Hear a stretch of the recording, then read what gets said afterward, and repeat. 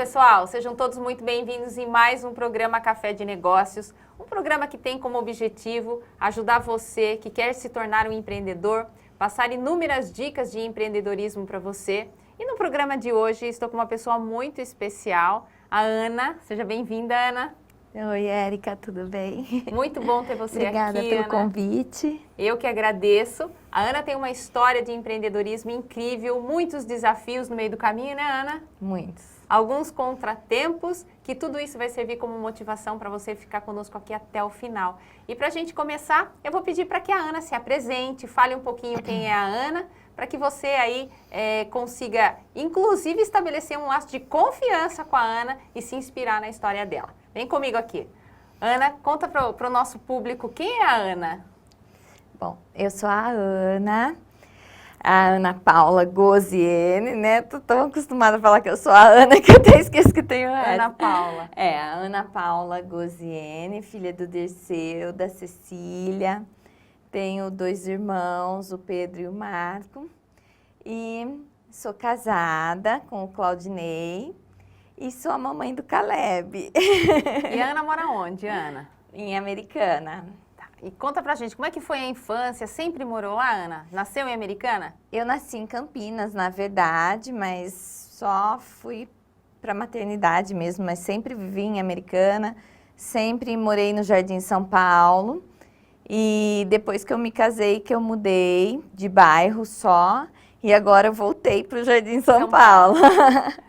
Então, a minha vida inteira, praticamente, eu passei no Jardim São Paulo, em Americana. Ana, e como é que foi a sua área acadêmica? Estudou em escola pública? Conta pra gente aí, como é que foi sua infância, Ana? Você é a mais velha dos 2 irmãos? Não, eu sou a caçula, né, a raspinha do tacho. Depois de 7 anos, a minha mãe engravidou. E eu sempre estudei em escola pública. E só quando eu fui fazer faculdade, eu fiz Direito na Unisal. Legal. Mas eu não exerço a profissão, porque eu sempre fui da área comercial. Eu sempre gostei de vendas, sempre. E nessa época que eu fazia faculdade, eu representava uma empresa que eu vendia ferramentas, vai vendo. Legal. E nessa coisa de vender ferramentas, eu visitava muito material de construção. E lá eu ficava assim... Toda vez que eu ia visitar, eu ficava lá olhando os pisos novos, os azulejos novos. Então, assim, sempre com um olharzinho para casa, para como deixar a casa mais linda, né? Uma reforminha. E daí, quando eu me formei na faculdade, eu conheci o meu esposo. E o meu esposo tem uma distribuidora de tecidos para decoração. Que ele sempre forneceu para fábricas, para os tapeceiros, né? E daí eu comecei a ajudar ele a escolher coleções, tal, com um olhar feminino. Nessa época vocês eram namorados ainda? Namorados ainda. E você ainda trabalhando na fábrica? Ainda trabalhava de representante comercial, de ferramentas. Ferramentas. E daí eu cansei um pouquinho desse universo masculino, né? E conversando com uma amiga, a gente resolveu abrir uma loja de lingerie. Aí a gente abriu, mas não deu muito certo. Aí a gente resolveu vender e eu fui trabalhar com o meu esposo no escritório. Certo. Só que eu sempre fui vendas, escritório, quadradinho, fechado, eu ficava assim... Agoniada. Agoniada de estar ali, eu não via a hora do tempo passar. Só que eu fui notando que o público final, os clientes finais começaram a ir na nossa distribuidora. Porque vocês vendiam para outro público? Só para fábrica e para tapeceiro. Certo. Né? Porque eu só vendia o tecido. Esse tecido aqui, eu vendo lá. Então, eu comecei a reparar isso, que começou a vir o público que é o cliente final na loja. Só que a loja era assim, não era preparada para receber o cliente, né? O cliente final. Era um ambiente mais rústico, né? aquela coisa de um monte de peça de tecido no meio, porque era vendas grandes, né? Uma fábrica de tecido não compra 10 peças, compra 100 peças. Então, você deixa separado, o caminhão vai passar a pegar. Aquela baguncinha organizada que a gente fala, né? E daí, os próprios funcionários nossos lá começavam a me chamar. Toda vez que vinha um cliente final, me chamava para eu atender aqueles clientes. Porque eles falavam assim, você é mulher, elas se identificam mais com você. Tem que ter paciência com o cliente final. Tem que ter paciência. Né? Tem, muita paciência, porque escolher o tecido que vai ficar no seu sofá durante anos não é fácil.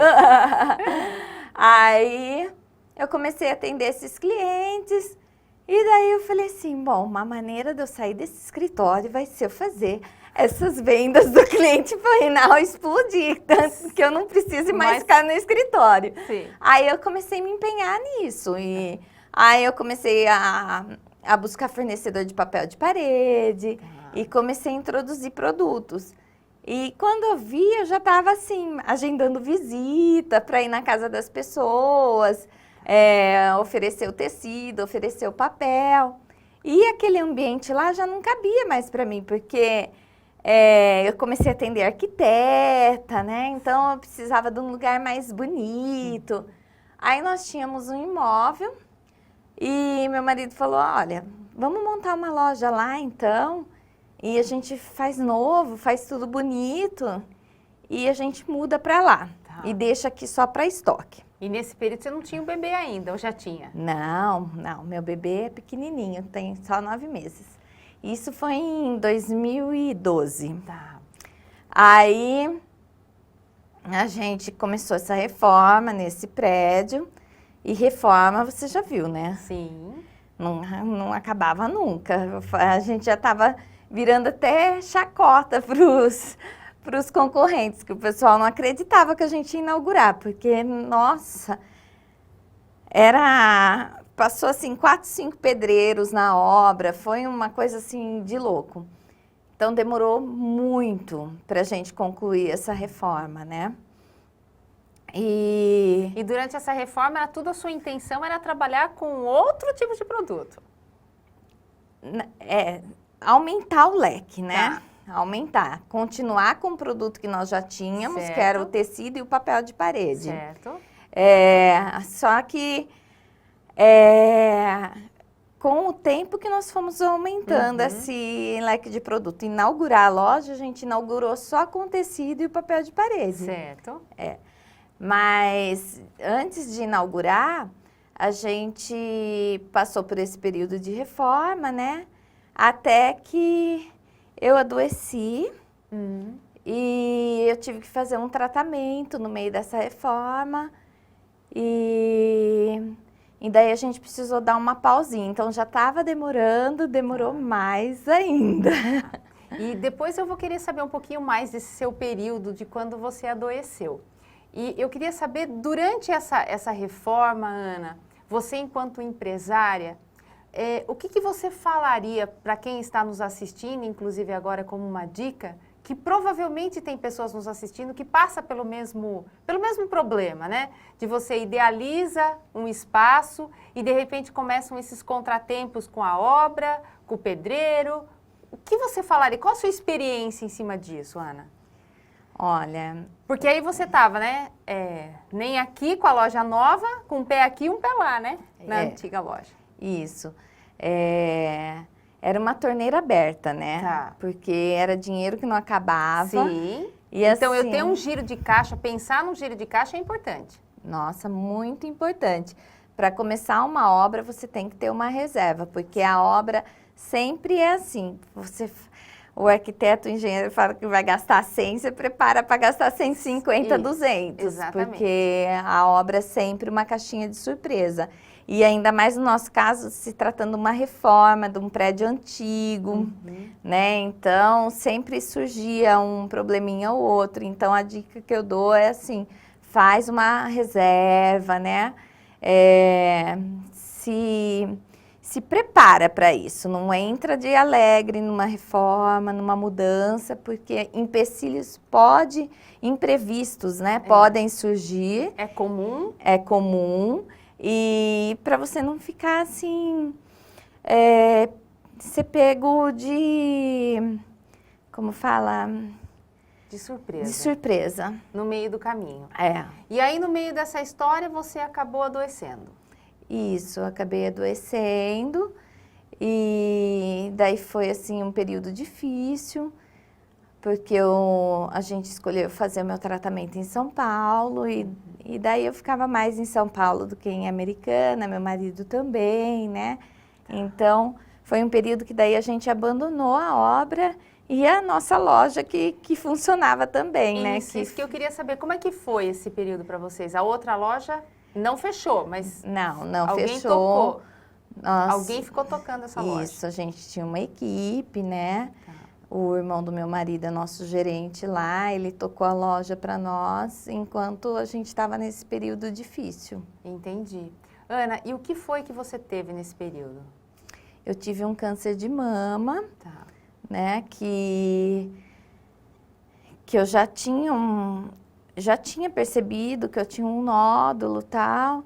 E eu fui no médico durante um ano inteiro sem o médico conseguir diagnosticar. E até que eu mudei de médico, até uma dica, né?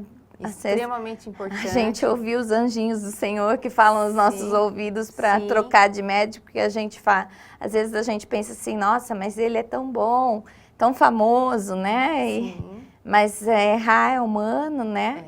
E a gente não pode confiar totalmente a nossa vida na mão de outras pessoas, né? Não tenha dúvida. E daí eu troquei de médico e daí foi constatado que eu estava com um câncer de mama. Eu vou querer saber, inclusive, mais dessa história, mas eu vou pedir para que você aguarde um minutinho, porque eu sei que tem pessoas que estão nos ouvindo e, nesse momento, passando pelo mesmo problema que você. Então, eu vou pedir para você que está aí, nos aguarde e me aguarde no próximo bloco para você escutar a história da Ana. Não saia daí.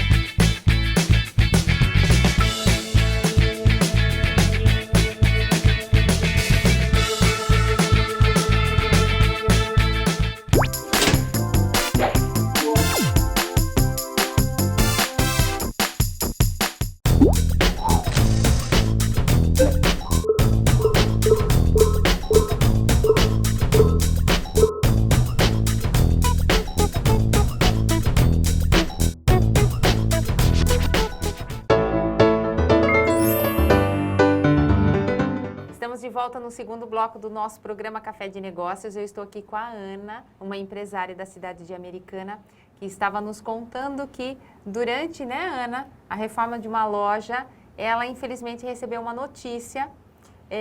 Posso dizer que é um contratempo, Ana? É um contratempo, né, Ana? Foi. O diagnóstico de um câncer de mama. E ela vai, inclusive, abrir um parênteses aqui para nos contar e para dar dicas para nós mulheres, né, Ana, que às vezes não dá importância para alguns sinais que o nosso corpo dá, e contar como é que ela virou o jogo no meio de tudo isso. Conta pra gente, Ana. E aí você percebeu que você tinha um nódulo, é isso? Isso.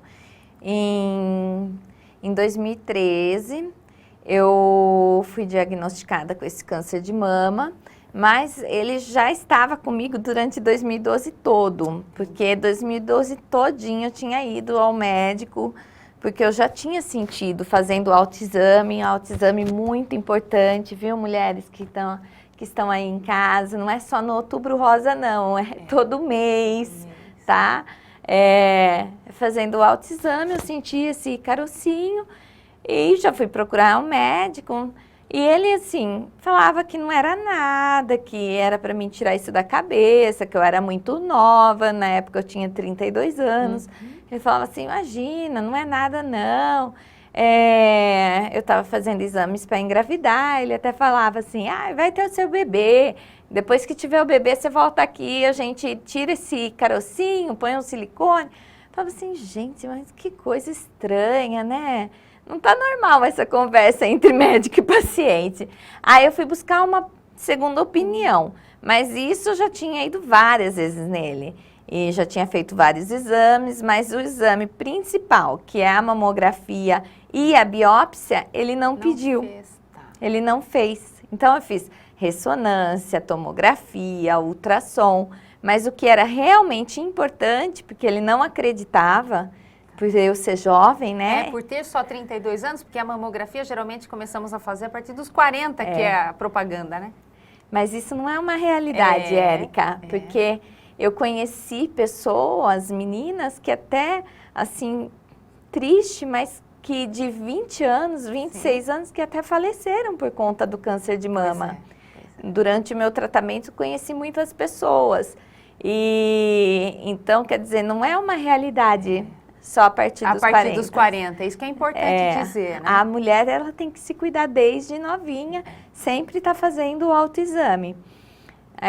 E daí eu procurei uma segunda opinião, e daí o médico falou, olha, olhando seus exames não tem nada, mas vamos fazer uma biópsia. Aí fizemos, essa biópsia não chegava mais, ia chegar em 10 dias, eu fui no laboratório buscar, mandou para São Carlos. Falei, nossa, alguma coisa tá estranha. Daqui 15 dias volta. Aí quando voltou, constatou que realmente era um câncer de mama. Aí a gente fica sem chão, né? Sim. Porque mesmo hoje com a tecnologia super avançada, a medicina super avançada, você ter um diagnóstico de câncer não é fácil. Sim. Assim, o chão abre e a gente sente muito medo, né? Ainda está muito ligado com morte, né? E daí meu esposo falou assim, não, nós não vamos tratar aqui porque a gente já errou o suficiente, né? Ficamos esperando muito tempo, perdemos muito tempo, na verdade, né? Sim. E daí a gente escolheu tratar em São Paulo. Eu fiz o tratamento todinho lá, fiz químio, fiquei carequinha, né? Até eu brinco que eu era a carequinha mais charmosa do Brasil. Sim. Quem olhar lá no meu Face tem minhas fotinhos careca. E depois fiz rádio. Aí quando eu fiz rádio foi muito legal, foi uma corrente do amor, porque cada dia uma amiga me levava para São Paulo fazer rádio. Foi bem legal, porque todos os dias, a rádio você tem que fazer todos os dias.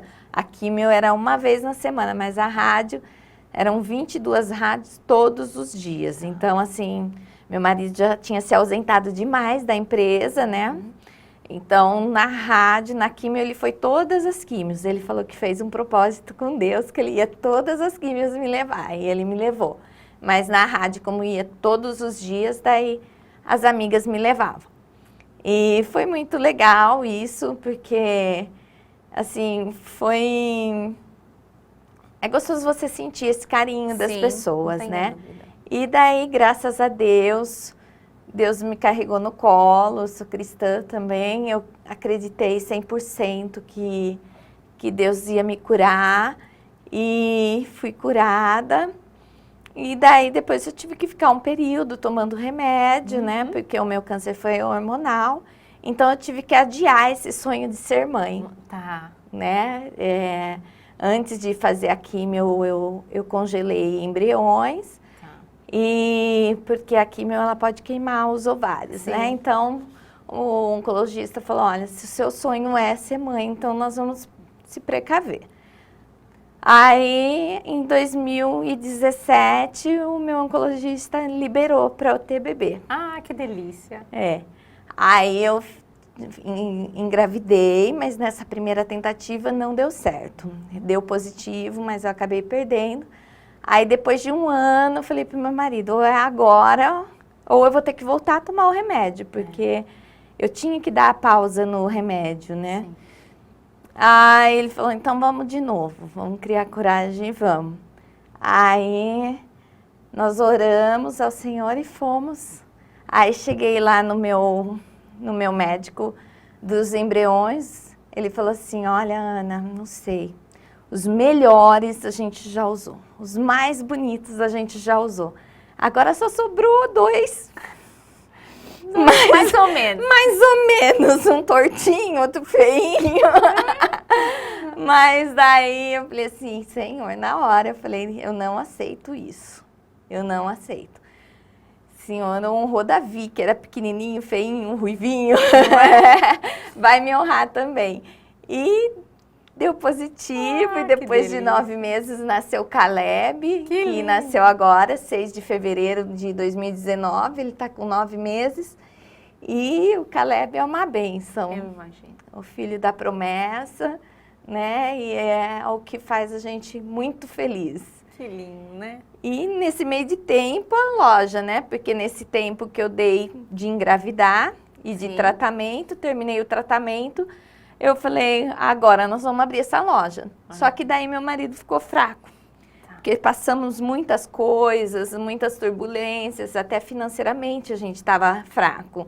Ele falou assim, não sei. Eu falei assim, olha, vamos colocar tudo lá dentro, que segunda-feira eu vou abrir essa loja. Ele falou, mas você é louca? Eu falei, sou.